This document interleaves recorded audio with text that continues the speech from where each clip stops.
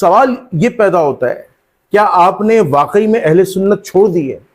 کیا آپ جس شیعت کو آپ قبول کر رہے ہیں، کیا آپ واقعی میں رافضی شیعہ ہیں؟ یعنی وہ رافضی شیعہ جو خلفائے ثلاثہ کی عام طور پر جو اہل سنت سمجھتے توہین کرتا ہے، جو حضرت ابو بکر عمر عثمان کی توہین کرتا ہے، آپ کون سے شیعہ ہیں؟ ذرا ہمیں اس شیعت کے بارے میں ذرا بتا دیں۔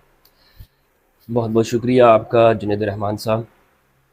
بسم اللہ الرحمن الرحیم، اللہم صلی علی محمد و آل محمد۔ جو میں نے شیعت کا اعلان کیا، بالکل آج بھی آپ کے سامنے کہتا ہوں کہ میں شیعہ ہوں، اور یہ بھی میں آپ کے سامنے کہتا ہوں کہ میں سنی ہوں۔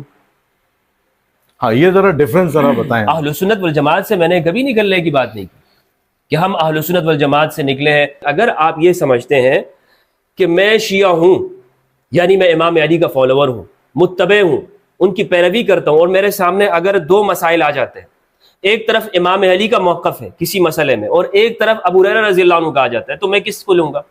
میں امام علی کو لوں گا۔ اگر ایک طرف امام علی صفین میں کھڑا ہے، دوسری طرف معاویہ بن ابی سفیان ہے، تو میں کس کے ساتھ ہوں گا؟